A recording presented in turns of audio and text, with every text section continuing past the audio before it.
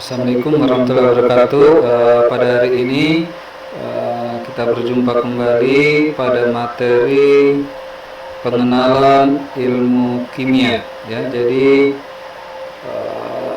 dalam ilmu kimia ini kita akan membahas beberapa sub bagian. Di antaranya adalah hakikat ilmu kimia dan peranan ilmu kimia dalam kehidupan sehari-hari. Dan nanti ada juga subnya metode ilmiah dan keselamatan kerja, pengenalan bahan-bahan alat praktek di laboratorium kimia. Baiklah, untuk pertama-tama kita akan membahas masalah hakikat ilmu kimia dan peranan ilmu kimia dalam kehidupan sehari-hari. Jadi sebelum saya masuk di pembahasan hakikat ilmu kimia, tentunya yang belum subscribe, silahkan subscribe dulu channel saya ini dengan mengetikkan lonceng yang ada di bawah video. Ya, jadi nanti kalau ada video-video lain nanti ada pemberitahuannya. Jadi bunyikan loncengnya, kemudian ikuti notifikasi yang ada. Ya, saya rasa saya ucapkan terima kasih. Jadi ilmu kimia, jadi banyak sekali kejadian-kejadian proses-proses ilmu kimia yang terjadi di sekitar kita, baik yang terjadi pada tubuh kita, proses metabolisme yang terjadi pada tubuh kita maupun di alam sekitar.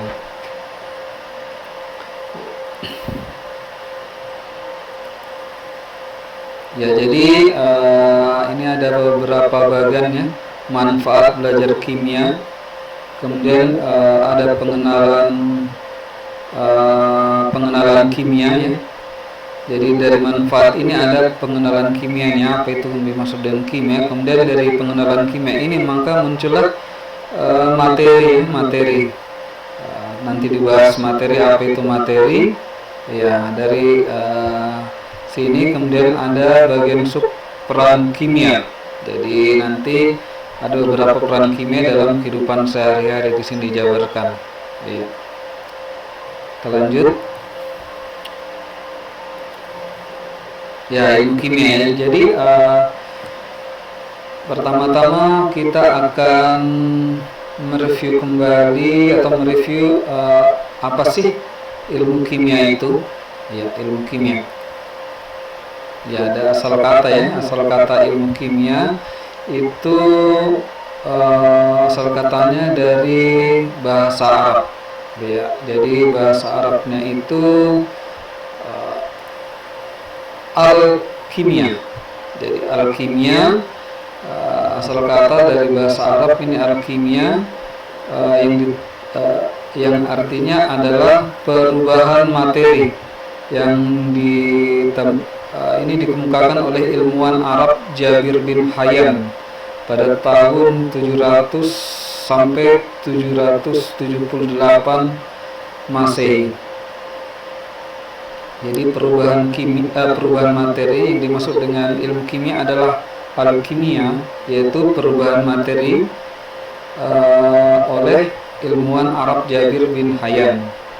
Kemudian diartikan sebagai ilmu kimia adalah ilmu yang mempelajari tentang susunan, struktur, sifat dan perubahan materi serta energi yang menyertai perubahan tersebut. Ya, jadi ilmu yang mempelajari tentang susunan, struktur, ya, nanti kita pelajari struktur materi, terlihat beberapa struktur, kemudian ada sifatnya, sifat-sifat kimia, ya, dari sebuah materi dan perubahan materi itu sendiri, ya. Serta energi yang menyertai perubahan tersebut. Ya. Tentunya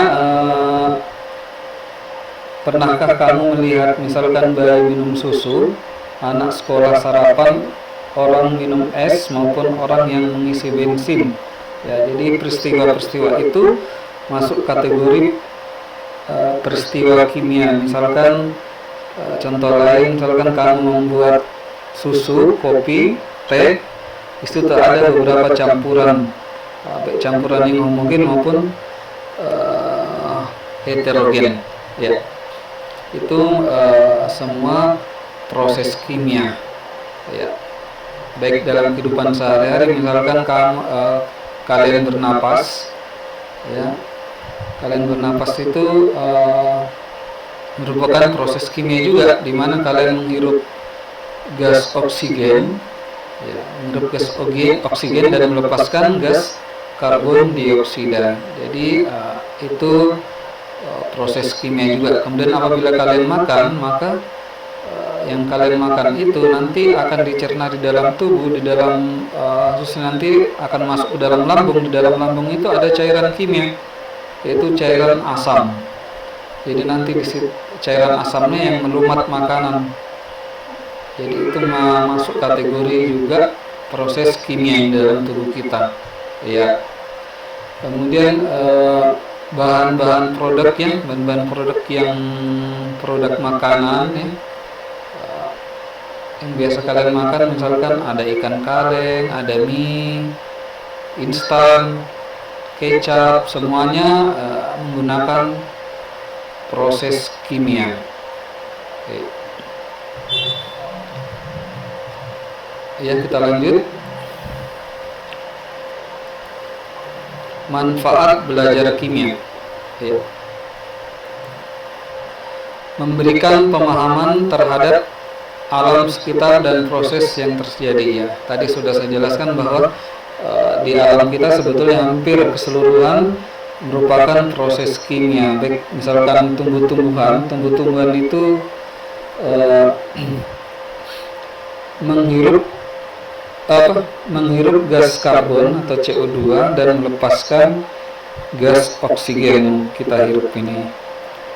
Itu merupakan proses kimia. Kemudian proses kimia yang terjadi pada daunnya itu tadi ada dinamakan proses fotosintesis, ya. Proses fotosintesis menggunakan bantuan sinar matahari. Jadi itu merupakan proses kimia juga. Jadi banyak di alam sekitar kita yang proses terjadinya proses kimia itu sendiri, ya. Kemudian produk yang menimbulkan masalah. Jadi apabila kita belajar kimia, kita juga akan mengetahui produk-produk apa saja yang menimbulkan masalah. Ini biasanya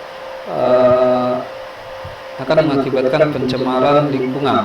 Misalkan penggunaan pestisida yang berlebih, itu misalkan racun hama pada tanaman. Apabila kita menggunakan berlebih, kemudian terjadi hujan, di mana hujan itu akan melarutkan racun-racun yang melekat pada pestisida yang melekat pada daun-daun atau batang, kemudian mengalir. Itu bahaya juga sebetulnya kalau dalam jumlah yang besar, sehingga nanti air itu misalkan masuk ke dalam sungai atau apa, sehingga dikonsumsi, itu bahaya. Dan banyak sekali benda zat-zat kimia yang berbahaya itu yang tidak bisa masuk di tubuh. Ya, produk yang bermanfaat. Jadi ada juga sih produk-produk yang bermanfaat, yaitu misalkan deterjen, ya, bubuk deterjen itu kan proses kimia juga itu untuk menghasilkan produk deterjen itu berguna untuk mencuci pakaian ataukah sabunnya. Sabun itu juga merupakan bahan kimia. Jadi sebelum jadi sabun itu bahan dasarnya adalah minyak, ya, minyak, kemudian ada campuran kimia yang lain sehingga dia nanti bisa membentuk sebuah sabun yang padat. Itu bisa kalian bikin di rumah. Ada resep-resepnya, bisa kalian cari di Google. Ya, jadi banyak produk-produk bermanfaat, ya, misalkan odol. Ya, odol itu sikat gigi, ya. Kemudian kita lanjut lagi. Ya, ada bahan kimia yang berbahaya bagi tubuh. Ya, banyak, ya. Nah, misalkan tadi pestisida atau racun rumput itu kalau kalian minum, ya jangan coba-coba diminum itu. kalian akan mati. Jadi manfaat belajar kimia ini akan memberikan pengetahuan kita tentang peristiwa-peristiwa kimia atau proses-proses kimia yang terjadi dalam kehidupan kita sehari-hari. Ya, kita lanjut.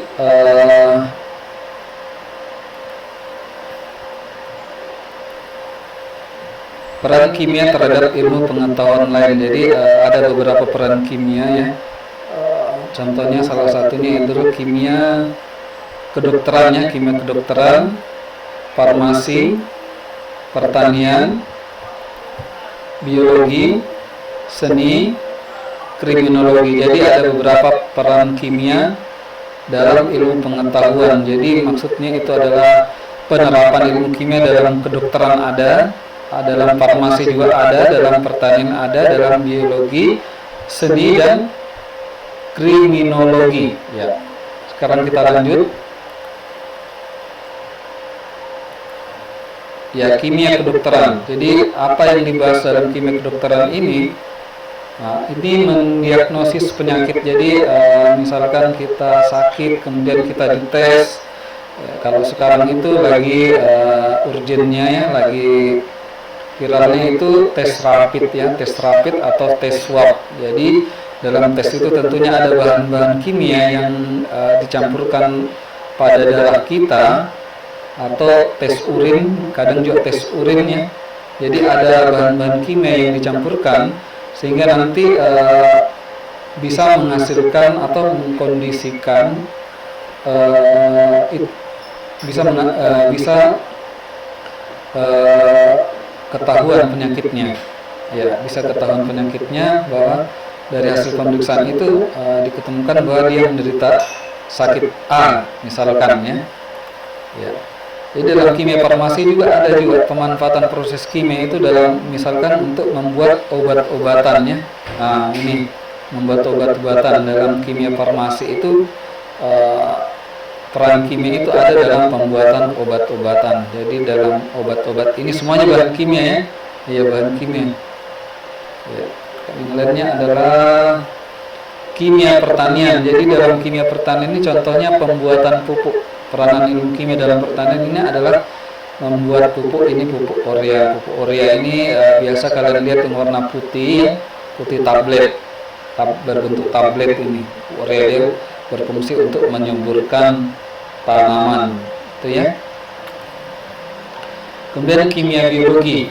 Ya, kimia biologi itu misalkan metabolisme di dalam tubuh, tadi di dalam sel ya. Misalkan proses pelarutan makanan di dalam lambung menggunakan asam lambung, itu proses metabolisme dalam lambung. Ini bisa juga proses metabolisme dalam sel ada juga ya, itu peran biologi ya, kimia biologi. Kemudian dalam seni, kimia dalam seni itu penggunaan cat atau cat untuk menggoreskan di kanvas ya. Jadi cat ini merupakan zat-zat kimia yang dipakai untuk untuk menuliskan sesuatu atau bentuk-bentuk yang indah ya. Ya. Jadi cat itu merupakan proses kimia juga ya. Cat. Kimia kriminologi. Jadi yang dimaksud kriminologi ini adalah kejahatannya. Jadi misalkan terjadi perampokan, terjadi pencurian, pembunuhan, maka biasa kalian dengar ada identifikasi sidik jari. Jadi itu peran kimia dalam kriminologi, itu identifikasi sidik jari ya, atau tes urin, bisa juga tes urin. Lalu juga sidik jari itu masuk kategori peran kimia dalam kriminologi.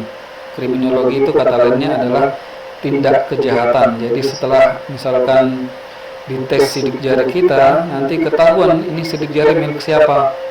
Ya, tuh. Tes urin juga begitu ya.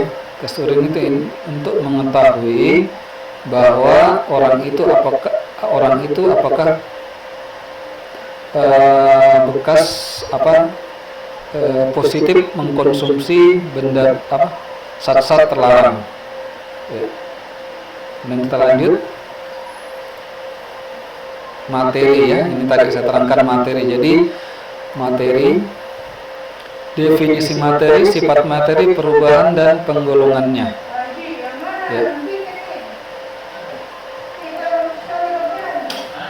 Apa yang dimaksud dengan materi ya? Jadi yang dimaksud dengan materi, jadi sempatkah kalian berpikir apa yang dimaksud dengan materi? Ya.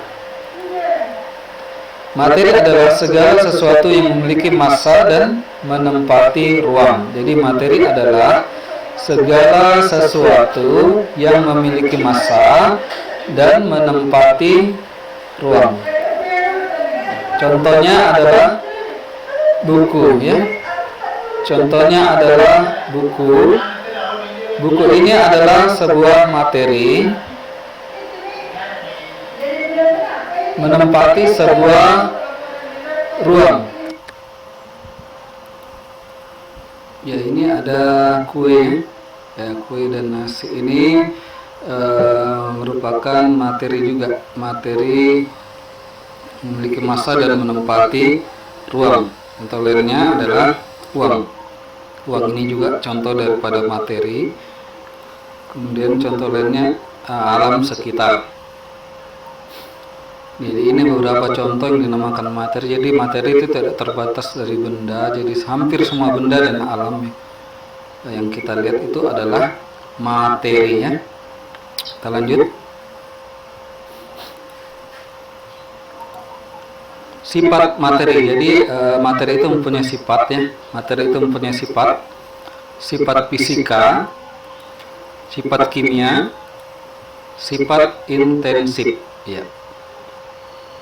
Jadi kita akan bahas dulu sifat fisika ya. Jadi sifat materi itu ada sifat fisika. Ya, sifat ekstensif. Sifat fisika.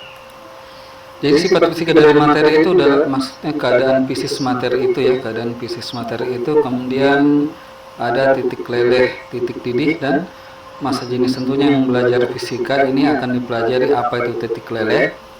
Titik leleh contohnya misalkan besi ya. Besi itu bila dipanaskan pada titik temperatur tertentu dia akan meleleh besinya. Itu dinamakan dengan titik leleh. Kemudian titik didih ini misalkan kita memasak air, mendidihkan air pada suhu dan temperatur tertentu, maka airnya akan menguap atau mendidih, itu dinamakan titik didih. Kemudian ada massa jenis. Massa jenis ini adalah berat daripada materi itu ya. Kemudian ada sifat kimia. Sifat kimia itu adalah perubahan materi menjadi materi lain. Contohnya misalkan kita membakar sebuah kertas. Kita membakar sebuah kertas ya. Kita membakar sebuah kertas, kemudian kertasnya berubah jadi arang setelah dibakar, maka itu terjadi perubahan materi dari kertas menjadi arang. Ya, itu masuk kategori sifat dari sifat kimia. Contoh lainnya misalkan besi berkarat ya. Besi berkarat itu apabila kena asam atau hujan secara terus-menerus, maka besi itu akan berkarat atau istilahnya korosi. Itu perubahan kimia juga ya, sifat kimia ya. Ya. Mudah berkarat dan reaktivitas yang tadi saya sebutkan ya. Kita lanjut. Sifat intensif. Ya, sifat intensif bergantung pada jumlahnya ya. Sifat intensif bergantung pada jumlah dan massa volume. Sifat ekstensif tidak bergantung pada jumlah dan warna massa jenis. Ini adalah sifat intensif dan sifat ekstensif. Ya.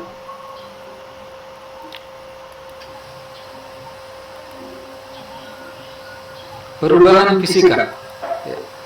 Perubahan fisika adalah perubahan yang tidak menghasilkan materi baru. Yang tadi contohnya ya, titik didih, titik leleh, ya.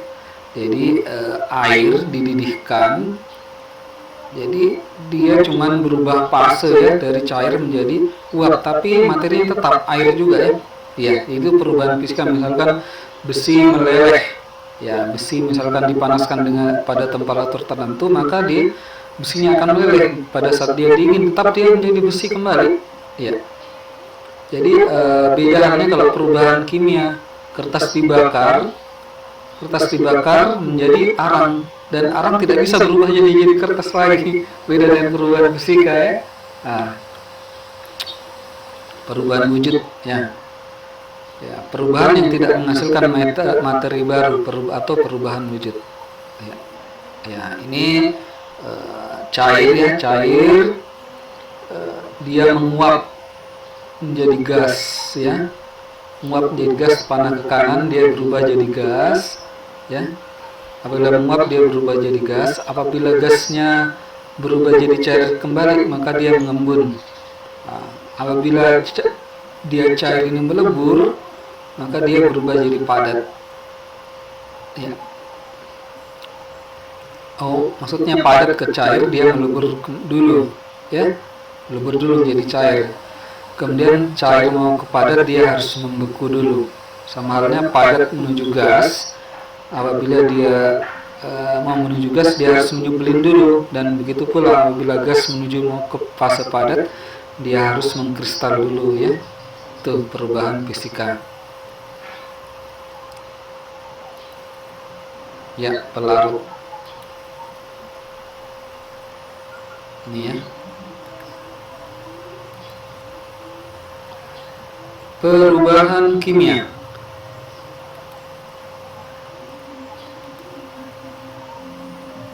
Perubahan yang menghasilkan materi baru ya. Perubahan kimia adalah perubahan yang menghasilkan materi baru. Contohnya ini apel membusuk ya. Ya. Pencoklatan apel yang sudah lama ini berubah jadi coklat ini, dan ini tidak bisa kembali lagi jadi apel kembali ya. Ini ada kembang api ya. Kembang api, dan contoh yang tadi itu kertas dibakar ya. Kertas dibakar itu contoh perubahan kimia ya. Dan masih banyak contoh lainnya ya. Reaksi kimia, ciri-ciri reaksi kimia, dia terjadi perubahan warna, perubahan suhu, pembentukan endapan, dan pembentukan gas. Itu ciri-ciri dari reaksi kimia. Jadi apabila kita mereaksikan sebuah zat maka ada perubahan warna ya. Kadang-kadang dia warnanya berubah, kemudian suhunya pasti suhunya kalau reaksinya eksoterm maka dia menghasilkan panas, maka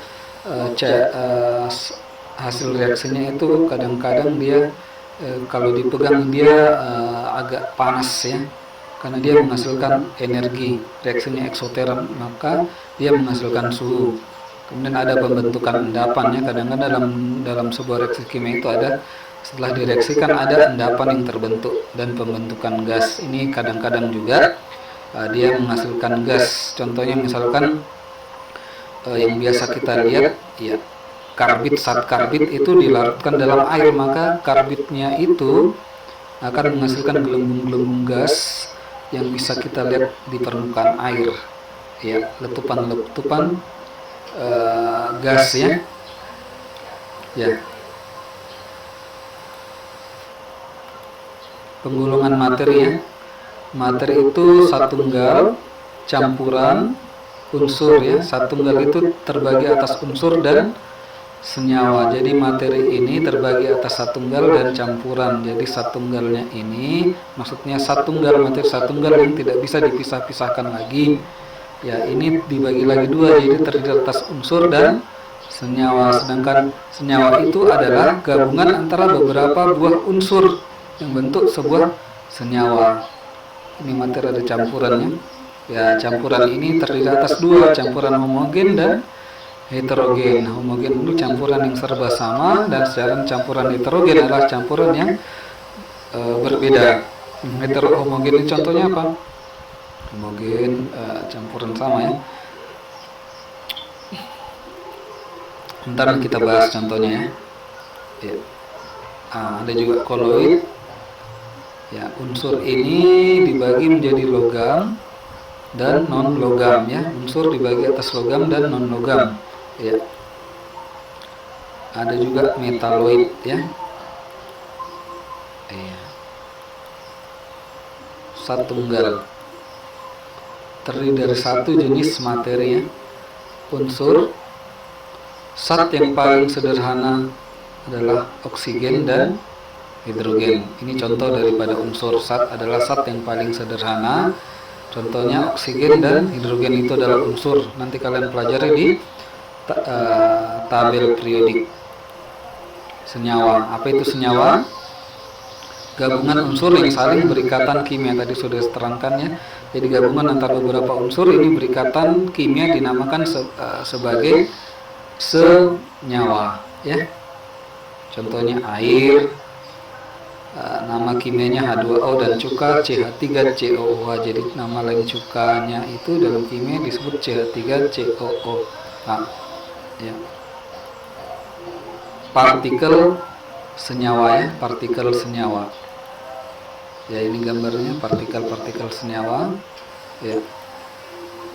Air, ini air H2O, karbon dioksida CO2, garam dapur NaCl ya.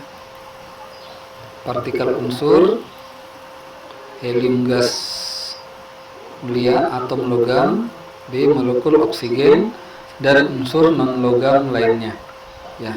Pindah kembali. Campuran terdiri dari dua jenis lebih materi larutannya. Campuran homogen yang tidak dapat dibedakan lagi antara pelarut dan zat terlarut. Larutan itu adalah campuran homogen yang tidak dapat dibedakan lagi antara pelarut dan zat terlarut. Suspensi campuran heterogen yang antar zatnya dapat dibedakan tanpa mikroskop ultra ya. Koloid campuran yang keadaannya antara larutan dan suspensi ini ya. Ya. Ini beberapa pengertian dari larutan, suspensi, dan koloid ya. Ya, kita lanjut ya. Ini contoh-contoh peralatan kimia. Contoh-contoh peralatan kimia, ada beker gelas ya. Beker gelas menampung larutan dalam jumlah banyak. Ini ya, beker gelas. Ini di sini ada ukurannya ya, ukurannya, skala ukurannya ya. Ini ada juga gelas ukur, mengukur volume larutan. Biasanya kalau kita mereaksikan ini.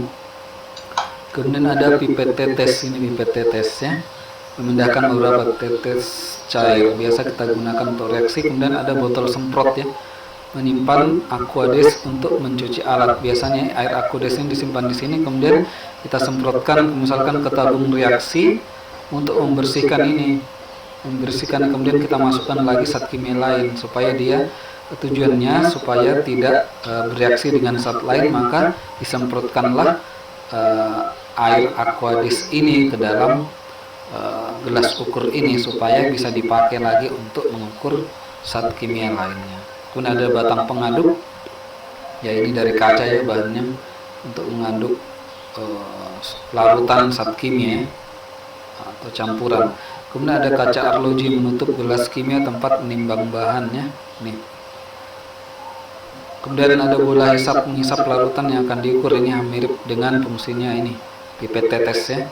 Kemudian ada corong menyaring cairan kimia, ini kayak corongannya dari kaca semua bahannya. Kemudian ada pipet gondok mengambil larutan dengan volume tertentu. Jadi fungsi alatnya mirip dengan pipet tetes, hampir mirip ya. Di sini ada skala-skala kecilnya, skala volumenya ya. Dan plat tetes ya, ini biasa kita gunakan untuk praktek asam dan basa ya, asam dan basa. Nah, ini nanti ada pelajarannya ya, asam basa. Nah, diteteskannya ini bahannya dari keramik ya. Ya. Contoh lainnya ini tabung ukur menampung mencampur larutan kimia, menampung dan mencampur larutan kimia. Jadi bentuknya seperti layar angsa ya, kecil di atas, besar di bawah. Tujuannya ini biasa kalau larutannya sudah dicampurkan masuk, ini kemudian diguncang-guncangkan ya, diguncang-guncangkan, ditutup kemudian diguncang-guncangkan supaya dia bisa bereaksi.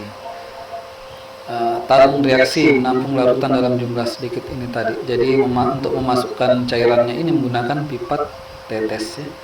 pipet ukur, ada juga pipet ukur ya. Ya, ada penjepit tabung reaksi. Penjepit tabung reaksi biasanya kadang-kadang ada reaksi kimia. Tabungnya ini dipanaskan menggunakan pembakar ya, pembakar spiritus ya.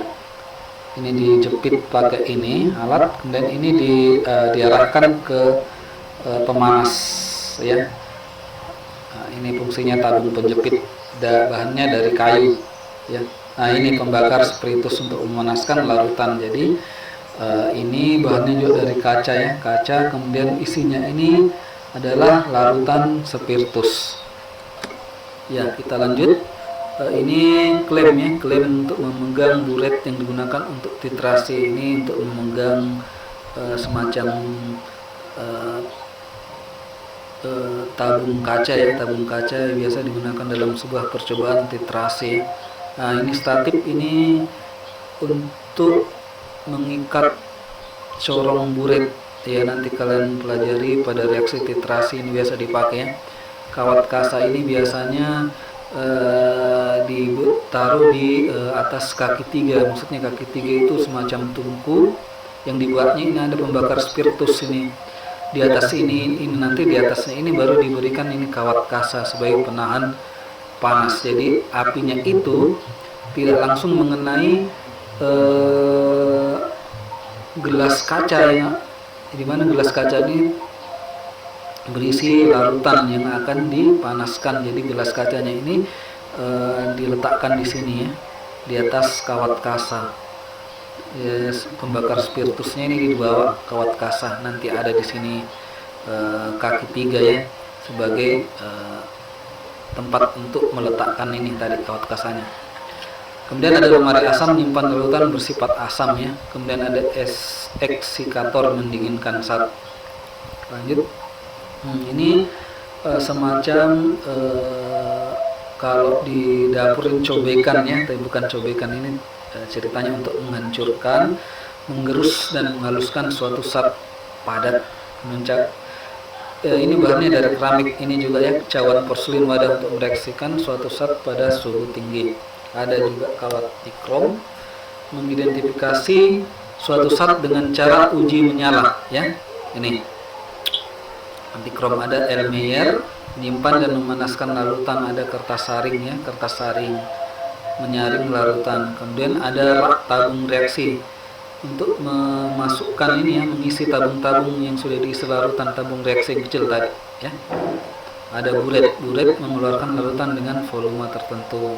Ada opennya, kemudian pelatan akan digunakan. Kemudian bunsen, kebetulan menggunakan api ya, menggunakan api bunsen. Ini bunsen ini mirip dengan tadi pembakar spiritus ya, bunsen. Ya, ini neraca timbangan, dia digital ya, seperti timbangan emas ini ya. Kemudian kertas indikator asam basa, yaitu menentukan pH larutan. Jadi begini modelnya ya. Ini namanya kertas lakmus ya, atau indikator universal. Ada sentrifuge